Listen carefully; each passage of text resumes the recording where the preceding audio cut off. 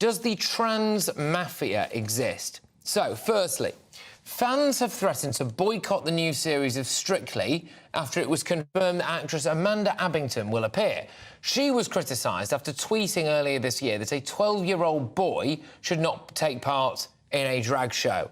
As if Strictly Come Dancing wasn't camp enough, no, now it's going to have to be cancelled. But this, I think, is possibly more important. A hospital cancelled a woman's operation after she objected to a transgender nurse entering her pre-op examination room. And this is why I'm saying now it's the trans mafia.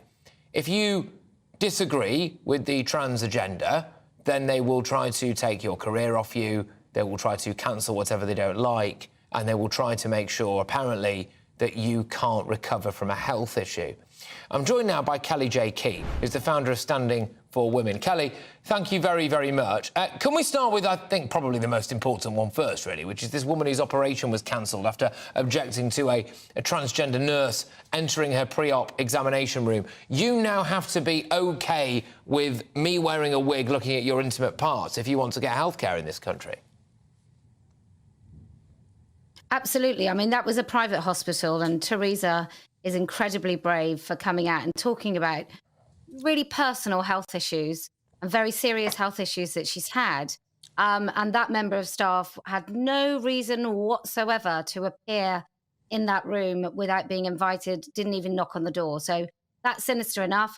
In the NHS, I think it's in Sussex, there is a man who, for kicks, dresses up as a nurse in his spare time, who is now the head nurse in a chronic ward for women with chronic mental health issues, high trauma, female-only ward, and he is the head nurse there. And the first thing that he did was move his office to where those women sleep.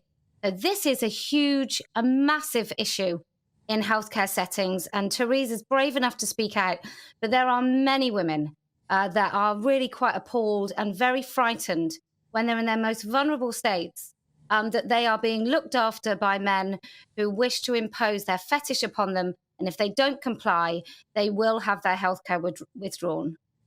I think it's absolutely staggering that they would go as far as to say, we will not treat you for your health condition because you don't want a man dressed as a woman entering and being around you in your most vulnerable state. I mean, that really is absolutely sinister, isn't it?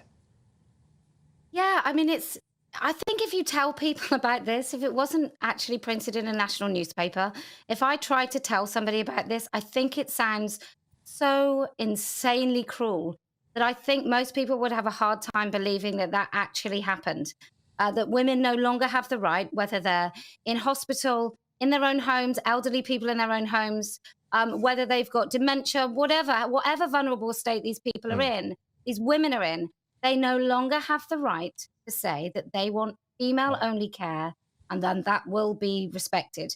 We did a survey here at Standing for Women a few years ago on the hospital wards, hospital trusts.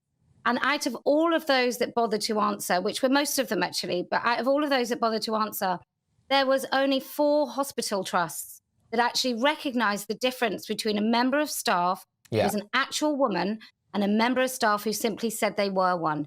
So that's how deep-rooted this insanity is. Well, Kelly, I saw a tweet. For women. I saw a tweet over the weekend from the Care Quality Commission which said that we want to know your experiences of giving birth for women and any other birthing individual, which I thought was fascinating. I mean, someone would get a shock if they decided to help me out with what I was calling labour, to be fair. But can I just ask you a little bit about Amanda Abbington? So she's going to be on Strictly Come Dancing. I mean, she might not be now because she didn't think that 12-year-olds should be involved in a drag show. This ties in, Kelly, with my overarching question, which I will ask you now. If you don't conform to the transgender agenda, they will try to cancel you and anything that you are a part of. Are they the trans mafia? 100%. I've been characterising their actions as terrorists for a long time. They try and intimidate women into silence. They will go after your jobs. They will even go after your families. Like they've put pictures of my children online. They've gone after different family members of mine. So that is something that they will do. And I think What we have to be really acutely aware of in this particular instance is, could Amanda Abington have said, look, I just don't think men can be women, and I want to protect female-only spaces, and I don't think women have penises. If she said that, would we have heard a statement from Strictly Today, our state-funded broadcaster, and say, actually, she's not allowed to be on? Because I think that is what's happening in the state broadcaster. They've never reported on their television or any of their comedy channels. They've never reported anything about any of the many things that have happened to me, from the lunacy of removing my dictionary definition billboard, which I thought was ripe for all their sort of Radio 4 polite society comedy shows. But they've really ignored this issue. Women's Hour have never sent me an invite. And I think when it comes to women, I believe I'm quite a good one. Yeah, I'm inclined to believe that as well, actually. Kelly, look, thank you very, very much. And it's great to have you on the show, and great to hear you continuing to stick your head above the parapet, of course, and keep speaking out. It's Kellie-Jay Keen there, as the founder of Standing for Women.